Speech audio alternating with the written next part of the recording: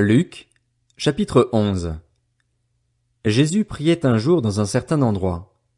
Quand il eut fini, un de ses disciples lui dit, « Seigneur, enseigne-nous à prier, tout comme Jean l'a enseigné à ses disciples. » Il leur dit, « Quand vous priez, dites, « Notre Père céleste, que la sainteté de ton nom soit respectée, que ton règne vienne, que ta volonté soit faite sur la terre comme au ciel.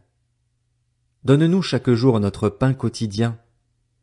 Pardonne-nous nos péchés, car nous aussi nous pardonnons à toute personne qui nous offense, et ne nous expose pas à la tentation, mais délivre-nous du mal. » Il leur dit encore, « Supposons que l'un de vous ait un ami et qu'il aille le trouver au milieu de la nuit pour lui dire, « Mon ami, prête-moi 3 pains, car un de mes amis est arrivé de voyage chez moi et je n'ai rien à lui offrir. » Supposons que, de l'intérieur de sa maison, cet ami lui réponde, « Ne m'ennuie pas, la porte est déjà fermée, mes enfants et moi sommes au lit, je ne peux pas me lever pour te donner des pains. » Je vous le dis, même s'il ne se lève pas pour les lui donner parce que c'est son ami, il se lèvera à cause de son insistance et lui donnera tout ce dont il a besoin.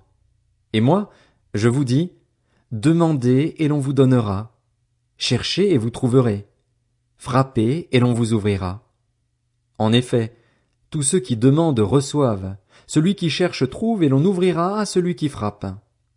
Quel père parmi vous donnera une pierre à son fils, s'il lui demande du pain? Ou bien s'il demande un poisson, lui donnera-t-il un serpent au lieu d'un poisson? Ou bien s'il demande un œuf, lui donnera-t-il un scorpion? Si donc, mauvais comme vous l'êtes, vous savez donner de bonnes choses à vos enfants, le Père céleste donnera d'autant plus volontiers le Saint-Esprit à ceux qui le lui demandent. » Jésus chassa un démon qui était muet. Lorsque le démon fut sorti, le muet se mit à parler, et la foule fut dans l'admiration. Cependant, quelques-uns dirent, « C'est par Béelzébul, le prince des démons, qu'il chasse les démons. » D'autres, pour le mettre à l'épreuve, lui demandaient un signe venant du ciel. Comme Jésus connaissait leurs pensées, il leur dit, « Tout royaume confronté à des luttes internes est dévasté et les maisons s'écroulent l'une sur l'autre.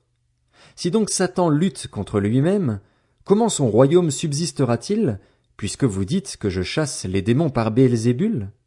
Et si moi, je chasse les démons par Béelzébul, vos disciples, par qui les chassent-ils? C'est pourquoi ils seront eux-mêmes vos juges. Mais si c'est par le doigt de Dieu que je chasse les démons, alors le royaume de Dieu est venu jusqu'à vous. Lorsqu'un homme fort et bien armé garde sa maison, ce qu'il possède est en sécurité. Mais, si un autre plus fort que lui survient et le maîtrise, il lui enlève toutes les armes sur lesquelles il comptait et distribue ses biens à d'autres. Celui qui n'est pas avec moi est contre moi, et celui qui ne rassemble pas avec moi disperse.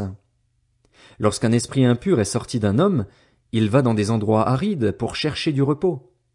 Comme il n'en trouve pas, il dit, « Je retournerai dans ma maison, d'où je suis sorti. » À son arrivée, il la trouve balayée et bien rangée. Alors il s'en va prendre 7 autres esprits plus mauvais que lui. Ils entrent dans la maison, s'y installent, et la dernière condition de cet homme est pire que la première. Jésus parlait encore quand une femme se mit à lui dire, du milieu de la foule, « Heureux le ventre qui t'a porté! Heureux les seins qui t'ont allaité! » Il répondit, « Heureux plutôt ceux qui écoutent la parole de Dieu et qui la gardent. » Comme la foule s'amassait, il se mit à dire, « Cette génération est une génération mauvaise. Elle réclame un signe miraculeux.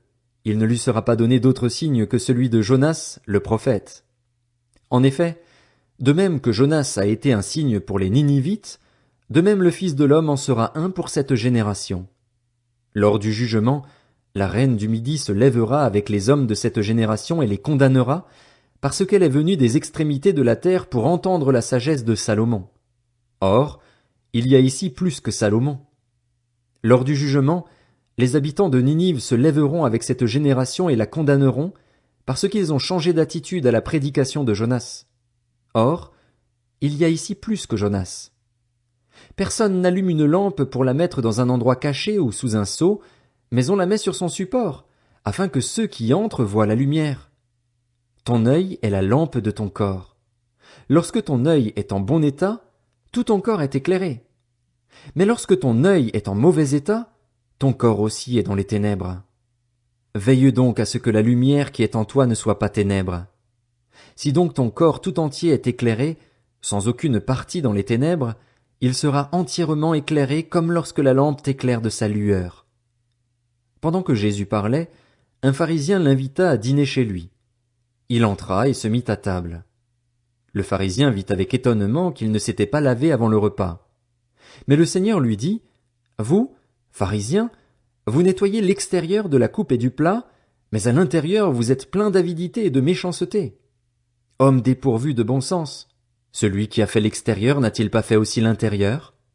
Faites plutôt don de ce que vous avez à l'intérieur, et alors tout sera pur pour vous. Mais malheur à vous, pharisiens, parce que vous payez la dîme de la menthe, de la rue et de chaque plante, et que vous négligez la justice et l'amour de Dieu. Voilà ce qu'il fallait pratiquer, sans négliger le reste. Malheur à vous, pharisiens, parce que vous aimez occuper les sièges d'honneur dans les synagogues et être salués sur les places publiques. Malheur à vous, spécialistes de la loi et pharisiens hypocrites, parce que vous êtes comme des tombeaux qu'on ne remarque pas et sur lesquels on marche sans le savoir. Un des professeurs de la loi prit la parole et lui dit, « Maître, en parlant ainsi, c'est aussi nous que tu insultes. » Jésus répondit, « Malheur à vous aussi, professeurs de la loi, parce que vous chargez les hommes de fardeaux difficiles à porter, que vous ne touchez pas vous-même d'un seul doigt. Malheur à vous, parce que vous construisez les tombeaux des prophètes que vos ancêtres ont tués. Vous rendez donc témoignage aux actes de vos ancêtres et vous les approuvez, car eux, ils ont tué les prophètes et vous construisez leurs tombeaux. C'est pourquoi la sagesse de Dieu a dit, « Je leur enverrai des prophètes et des apôtres, ils tueront les uns et persécuteront les autres, afin qu'il soit demandé compte à cette génération du sang de tous les prophètes qui a été versé depuis la création du monde, depuis le sang d'Abel jusqu'au sang de Zacharie, tué entre l'autel et le temple. Oui, je vous le dis, il en sera demandé compte à cette génération. Malheur à vous, professeurs de la loi, parce que vous avez enlevé la clé de la connaissance. Vous n'êtes pas entrés vous-même et ceux qui voulaient entrer, vous les en avez empêchés. » Comme il leur disait cela, les spécialistes de la loi et les pharisiens commencèrent à s'acharner contre lui et à le faire parler sur bien des sujets. Ils lui tendaient des pièges pour surprendre une parole sortie de sa bouche afin de pouvoir l'accuser.